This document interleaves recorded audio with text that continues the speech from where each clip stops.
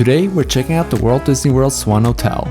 Located just minutes from all 4 Disney theme parks, this resort is known for its prime location and beautiful pool complex. After spending a few nights here, I'm going to show you everything this resort has to offer, along with the biggest pros and cons to help you decide if it's the right hotel for your next Disney vacation.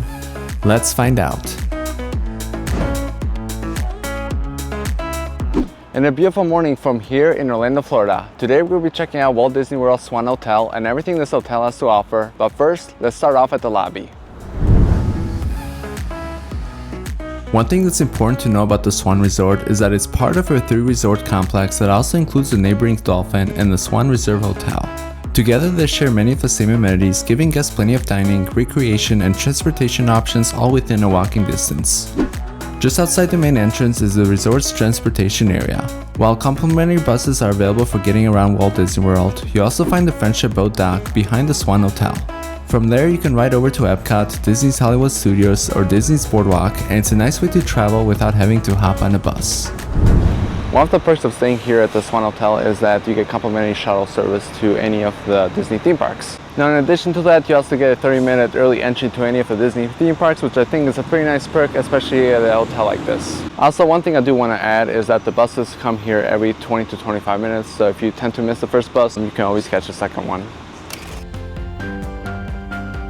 As you step inside, you're welcomed into a bright, open lobby with plenty of seating and a spacious check-in area.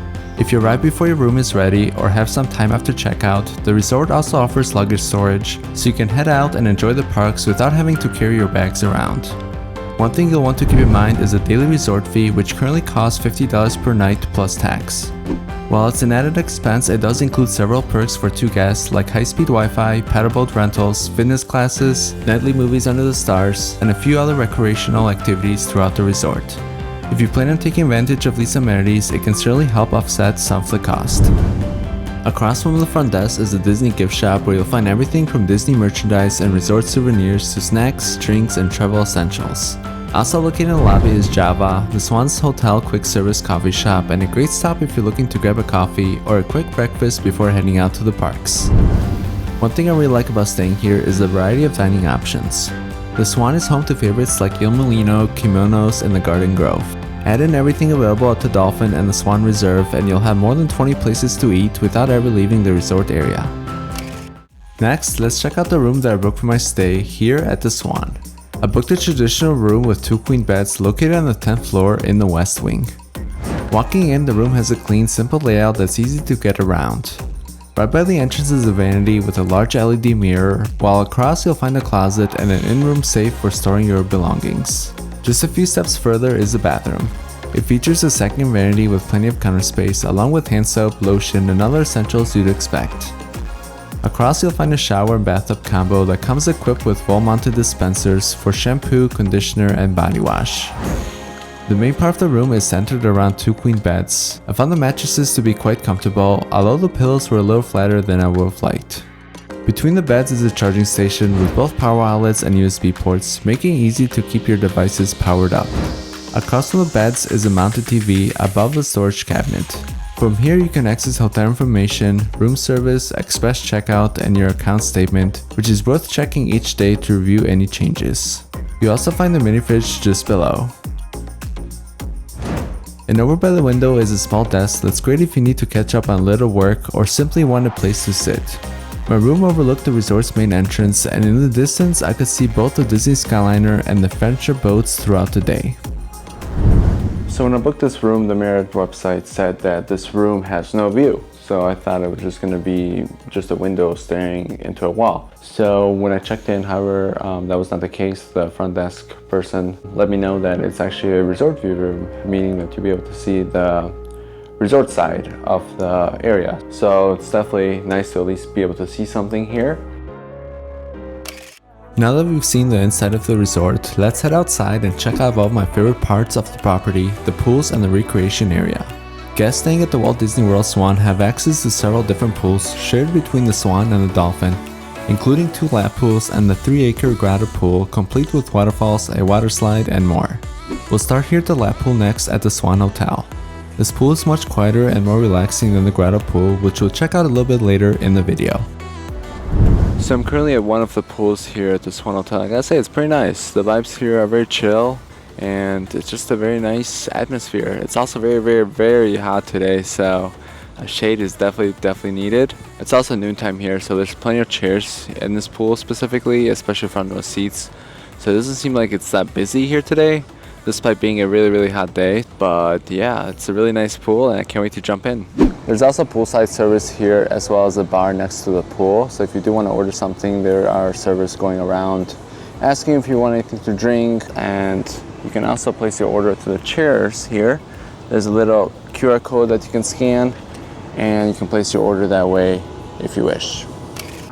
Right next to the pool, you will find the Splash Pool Bar, so I decided to ask the bartender for his favorite drink recommendation. So I did speak with the bartender here at the bar, and he mentioned that most of the drinks here are typically on the stronger side in terms of alcohol. So if you're looking for something that's less alcoholic, the bartender recommended to get a frozen drink. So the drink that I got here is a strawberry daiquiri, and let's give it a taste. It's really good. Before we check out the Grotto Pool, we'll make a quick stop at the resort's beach area. While you won't be able to swim here, you'll find the area to be sandy as if you're at the beach. I found this area to be mostly empty, but it's a nice place if you want some peace and quiet and take in the views of Crescent Lake. Registered guests can also rent Swan paddleboats at no extra cost, which is covered by the resort fee. Next, we're gonna go and check out the biggest pool here at the Walt Disney World Swan and Dolphin Hotel. Let's go check it out. Out of all the pools at the resort, the Grotto Pool ended up being my favorite. It's spread across 3 acres and surrounded by beautiful landscaping that really makes it feel like you're at a tropical resort. Add in the waterfall, water slide, and lots of spaces to relax, and it's easy to see why this place is such a popular spot.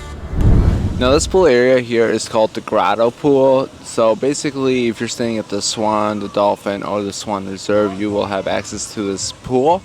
Now this pool is really big. It has a huge waterfall, and the water temperature here is pretty nice. It's very refreshing, especially on a very hot day like today. I'm also very surprised at how many empty chairs there are here in the pool area, being that the Swan, the Dolphin, and the Swan Reserve all share the same pool here. I would have expected it to be a bit more busier, but this actually doesn't seem busy at all. And it's pretty much midday in the afternoon. It's definitely a pretty nice area, definitely worth checking it out, especially on a very hot sunny day like today. If you're looking for something a little quieter, there's also another lap pool over by the Dolphin. It has a much more relaxed atmosphere and is a nice alternative to the Grotto Pool. Now that we've explored the resort, let's go over what I like the most, along with a couple of things I think you should know before booking. First up is the location. You can walk to both EPCOT and Hollywood Studios, and with Disney's Boardwalk just outside, there's always somewhere to grab a meal or take a relaxing evening stroll. Another thing that really stood out to me was the variety of dining options. Between the Swan, Dolphin, and Swan Reserve, you'll have more than 20 restaurants and lounges to choose from, so you never have to go very far to find something good. The rooms were another highlight of my stay. They were clean, modern, and after a long day in the parks, it was a great place to come back and relax. If you're a Marriott Bonvoy member, this is another reason to consider staying here. You can earn or redeem points, and depending on your status, you may also receive benefits that aren't available at Disney-owned resorts. And finally, my favorite part of the resort, the pool area. It feels more like you're staying at a tropical resort than a hotel, and even during the middle of the day, I never had trouble finding an open lounge chair. As much as I enjoyed my stay, there are a couple of extra costs you'll want to know before you book. The first one is the daily resort fee. While it does include Wi-Fi, fitness center access, and a few recreational activities, it's still an extra cost you want to factor into your vacation budget. The other thing to keep in mind is parking. Self-parking costs $40 per day plus tax, while valet is $60 per day plus tax. If you're staying for several nights, those charges can add up pretty quickly. Even with the extra fees, I really enjoyed my stay at the Walt Disney World Swan. The beautiful pool area and unbeatable location were easily the highlights of my visit. And that should conclude the video tour and review of the Swan Hotel. If you guys found this video helpful and you saw it, go ahead and hit the like, subscribe. Also, I'm very curious to know what your guys' thoughts are on the Swan Hotel. Let me know in the comments below. Until next time, peace out.